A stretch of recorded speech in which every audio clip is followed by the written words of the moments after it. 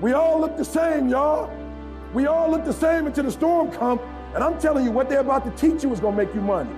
And now you got 2-3 tractors going up and down the field, and you got crews of people that you pay that plant for you, that rake for you. This is the time where you have to gain control back of your mind. If you can get through to doing things that you hate to do, on the other side is greatness. I had to run this morning. Why can't we be friends? Why can't we communicate? We're better together than we are apart. And we don't have to agree about everything, but in the process of meeting, I found it's hard to hate somebody you understand. And in the process of meeting, your perspectives broaden, sometimes to the point that you are rejected from the tribe, because people who are not exposed are intimidated by people who are exposed. The people who are exposed, it's worth. What I'm telling you is get your character right, because I want to make sure your character can hold on that stuff you're about to do. You ain't got no standard. That's why you can't blow up. There's a certain level you can't get to when you keep compromising. You can't get to the next level because every time somebody draws something in front of your face, you give up. Don't you know you more attractive when you can say no, when they know you got values? You think you're just gonna change the game. You're just gonna change the rules. It don't work like that. There's a standard to greatness and there's levels to this. I can tell you everything I've done. The only thing I can't do is grind for you. That's the only thing I can. But I'm gonna tell you all the secrets. I'm gonna give you all the secrets to my success. But if I'm giving you all the secrets to my success and they're mine, and I'm getting up at 3, what time in the world you gonna have to get up? You have a gift. That cover for you, that fertilize for you, that watch the haters, that watch the pesticides.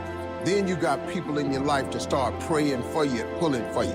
And next thing you know, you got a full-fledged farm going. You have employees. All of a sudden, you got people cheering for you. So you just keep going. I have produced people around me who have learned how to farm themselves. And they go, hey, Mr. Harvey, I want to break out on my own and start my own farm. Well, I've showed you how it worked. Good luck to you, son. Go over there and make it happen for yourself. And so my whole objective in life has been to plow, to nurture, to seed, to protect, to fertilize, to pray, to motivate. I become the person you see today. And even today, I'm still plowing, because you never know. After 6 decades of plowing, I got a pretty big field, and you will too. You need to find out what it is. You want some, like, you picking stuff that other people picking. You trying to do what other people trying to do. I love people that's gonna be engineers. Y'all go ahead and do that. Y'all gotta compete with each other. I love when somebody say they want to be a doctor. Go ahead and compete with them. I love when people say they want to be lawyers. Go ahead and compete with them. About 1 million kids want to be lawyers. There ain't a whole bunch of them that want to pour into people and serve. I got you beat all day. Go take those professions. So I'm going to take my personality, what I've been given, and I'm going to milk it, even though the world doesn't necessarily value it.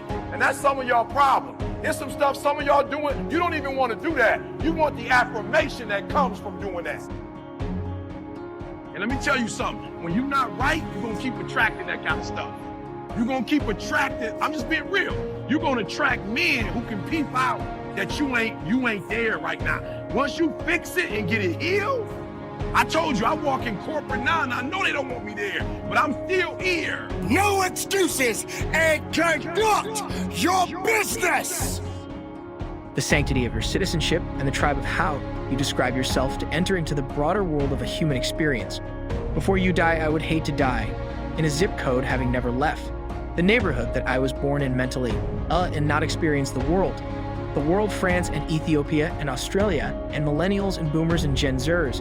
There's something to be learned, and people of faith, people not of faith, we need to communicate to survive as a species. Before I talk to you, because why? That's what I'm about. I have 24 hours and they're mine. This 24 hours belongs to me. And in that 24-hour period, I can either break my life or make my life. If you're grinding 6-7 days a week for a span of 5 or 6 years, something's gotta come out of that. What should I be doing? And that's why I wake up every morning at 3 o'clock, because for me, it's okay, Monday do this, Tuesday do this, Wednesday do that. And if I do those things, I'm guaranteed to be successful. I believe in taking days off. I think days off are real important for recovery and all that stuff. but I don't believe in taking days off because your mentality is just feeling sorry for yourself. Roses don't bloom without rain. Number one, there's one thing I need you to stop saying, and that is, I should do something. That perspective, that viewpoint, that ideology, that philosophy, that mindset is gonna get you bankrupt. I should start this. I should stop that. I should forgive. I should. You don't get what you should, you get what you must have. I must work out X amount of times a week. I must forgive. I must evolve. I must become. I must retain. I must grow. I must live. I must evolve. I must go to the next level. I must live in this type of house. I must drive this type of car. I don't care how bad you think the shoes are that you are wearing. There is another man in this world who would kill to walk a mile in the pair. If you're going to be successful in business today, you cannot build your business around people. Like, you have to build your business in a very broad, eclectic way, because the world is becoming broad and eclectic, and a narrow mind also causes you to be less successful at the end of your career because you're a niche market, marketing an item that could have a broad appeal if you didn't think within the prison of your own experiences. I deserve this, or I've earned that mentality. We all have one voice, and that one voice is very powerful that says, hey, you've earned this, you deserve this, take time off, all that stuff. Start developing the other voice that fights that voice. When it's not a designated day off, I don't care if it's running, swimming, biking, studying. If it's not a day off, don't take a day off. And start developing that voice that fights the weaker voice. So remember that. We all have one voice, work on the other voice also. We have to find our new norm. A new norm is something like this. When I was going through SEAL training, it was only supposed to be 6 months. I was there for 18 months, kept on getting setback and setback and setback. You gotta change your mindset to know my whole job now is at 4 o'clock in the morning. I get the shit kicked out of me for 18 months. That you wear. Marcus, what does this mean? This means that what you are complaining about, what you hate, what you can't stand, what you want to walk out of, what you want to give up on, there is somebody out there that would die to be in your position. And so here's what I need you to ask yourself. Is this problem an issue or is it an opportunity? Some of you, all you've been waiting for your whole life was an opportunity. What if losing your job was the opportunity? What if the divorce is an opportunity? What if the bankruptcy is an opportunity? What if the one you loved was an opportunity for you to reconnect with somebody and forgive them? I need you to see the bigger picture.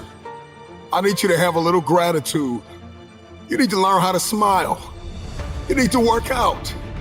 I know you hate the gym. I know you hate to lift weights. I know you hate cardio. I know you don't like drinking water. I found out it is not what they say about you that limits you the most.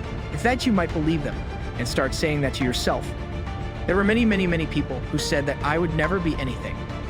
I just chose not to be one of them. And as long as it's not your mouth that says it, you could overcome theirs all day long. The thing that's interesting about me was, even as a man of the cloth and as a pastor and as a megachurch leader, most people describe me that way because that's how they met me.